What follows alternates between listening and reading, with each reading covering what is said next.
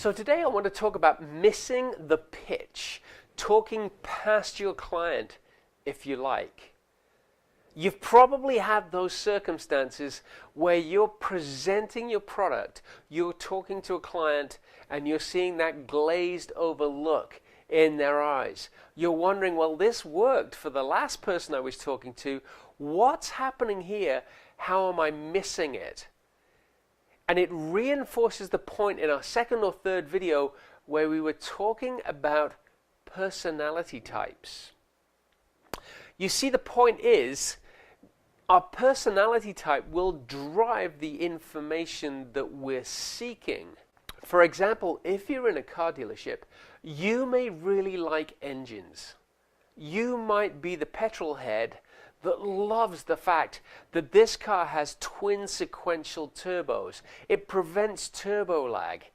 It gives you boost all the way through the power band. It helps give massive amounts of torque to this vehicle. That might be what turns your crank. But if you get a particular personality type that doesn't like that, that isn't interested in that, if that's your only pitch, you just missed a sale.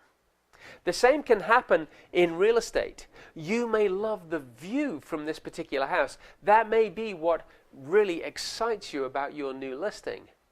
The client, however, may like the technology that's in the house.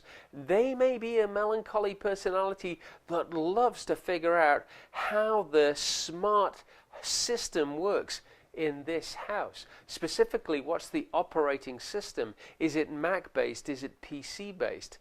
Will it interact with my Google Nexus phone so that I can program the heating in the house before I get there? And in the meantime, you're just thinking, why don't they just look at the view? It's because you've missed your pitch. You've pitched to the wrong personality type. Again, in that car sales scenario, it may be that somebody's attracted to the beautiful leather interior, or maybe it's a choleric personality who's done a lot of homework beforehand, and they actually like the 10-year warranty, bumper to bumper, 160,000 kilometer, whatever it may be. You need to ascertain very quickly what client you're talking to in order to pitch correctly to them. So here's a tip. You don't have to wait for your sales manager to organize a role-playing session for you. It's the most important thing that you can do. You can get together with somebody else on the sales team and say, hey, what about in the breaks if we can just do some role-playing together? Could you be that choleric personality, the guy that likes controlling everything? And just, give that personality to me, and let's see if I can design my pitch around that, design my script around that. Or could you be the phlegmatic person, the person that needs leading, and see if we can do that? See if I can figure out how to make that person understand what I'm trying to say. You basically need a couple of questions with a client to find out what it is that excites them about the purchase.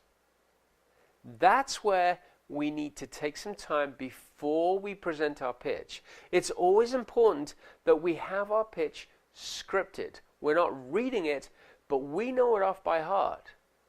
It's as simple as somebody asking you, perhaps you're, again, just in a casual environment, maybe at your party, you're at a party, and somebody says, what do you do for a living? How do you answer that? If you're a realtor, do you say, I'm a realtor? If you're a car salesperson, do you say, I'm a car salesperson? Or can you define very succinctly what it is that you do to assist your clients? You see, as a realtor, you may be a real estate investment consultant. That might be how you counsel your clients.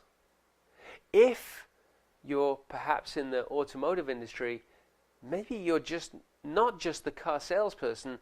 Maybe you can define that better for your audience. Maybe it's clearer if you redefine what it is. The most important thing is when somebody says, so what do you do for a living? It just rolls off your tongue. You're not sitting there thinking, now I'm kind of in I work over there and I sell things. You don't want to be caught doing that. You want to be very confident about what it is that you do. You may be a marketing specialist in the automotive industry. You may be a sales consultant in the real estate industry. There are many ways for you to define that title within the context of the limitations of how you can do that legally that allow your clients to engage with you more succinctly. I hope that makes sense, because that can be very important for you. So here's the point. We've done our discovery. We found out, and let's stick with the automobile analogy perhaps. We've done our discovery. We found out that our client is pretty interested in our bumper-to-bumper warranty. And so what we're able to do is we're able to walk out and take a look at some vehicles that are in our lot, for example. Here's what I would do along the way perhaps. I've asked enough questions to know that my client has a particular budget. I know that they've told me they're not fussed about the color of the vehicle. They're not particularly fussy about what color of vehicle. They've told me that what they really like about my product line is my exceptional warranty. So here's my first chance to confirm that I have a serious buyer. So Jenny, David, you told me that you really like our bumper-to-bumper 10-year warranty. So if I can find a vehicle here that fits your budget, is it something that you would consider purchasing today, or are you thinking about this over the next week? Which would it be? And I give them the choice to tell me how serious they are. And if they waffle, if they tell me, oh, we're just looking right now, well, that gives me a chance now to create a relationship, get to know them better, but I already know that that's probably one of my no's on my list today. It's going to get me closer to my yes, so I'm still excited, and I would like to add them to my database. I would like to develop a relationship further with them, because I know in the future I'll be able to service them when it comes time for their sale. But the same can be done in almost any industry. So Jenny, you told me looking for a green dress for a wedding. You want it this particular length. You really like this designer. If we can find that today within your budget, is that something that you're purchasing today, or are you just thinking about the wedding that you told me was coming in August? Again, if it's a purchase that's going to happen in July or August, my goal is to find a way to keep Jenny on my database, to be able to create a relationship with her so that when she comes back, I can sell her that dress, or I can upgrade her to whatever it may be. I hope that makes sense, but the point is you need to listen. We have 2 eyes and 2 ears for good reason. We need to speak less and listen and look more, and take those visual and audible clues from our client, file them away in our head, and know that we can close them with these small closes. It's very, very important. If you try and simply close a client, well, is this car the right vehicle for you? And they feel as though they're being perhaps pushed at that point, you'll lose them. But if you ask small questions, so what do you think of this interior? Is this the right interior? Is this the one that you told me you were looking for? Well, yes, it is. It's absolutely beautiful. We love it. And a few minutes later, I might be able to say, what do you think about the color? Well, it's not our favorite color, but, you know, this would work for us. Well, you told me earlier you were looking for something that's $20,000 or less. This car fits into that price bracket. Are you excited about that? Oh gosh, we never thought we'd find anything for $17,000. Well, you know, this comes with a standard 1.6 liter engine with incredible fuel economy, and you were telling me that you're conscious about the environment.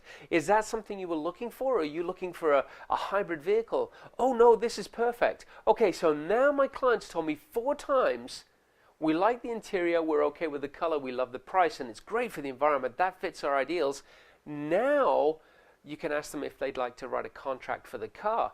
Any person who's asked that question, has just said yes 4 times to you, is very likely to say, yeah, I'd like to do that. I'd like to write that contract. You need to remember to ask, but you've got the 4 yeses along the way. You've collected much smaller decisions than the $20,000 decision. We've got a decision on the interior. Yeah, we like it. We've got a decision on the paint color. Yes, we like that. We've got a decision on the price. Oh, it fits our budget. We have a decision on the engine. Yes, that's the perfect engine for us. That's great. 4 times they've said yes. Do you think they can say no to you now when you ask the question, is this the right vehicle for you? Should we write that contract up? Maybe everything's correct except the color now at this point. Now we're suggesting that they write that contract. Good information for you. Now you've got some homework to do. I hope that makes sense. And remember, next time you meet those clients, you need to listen, look, make notes, and just confirm. So you're telling me you're looking for the brown leather interior. If I can find that for you, you'd be interested today. Is that correct? Yes, we would. Again, it's problem solving. We're building bridges. We're not selling. It's the art of selling without actually selling anybody. We're confirming these questions. You need to practice this as much as possible. It can really help you.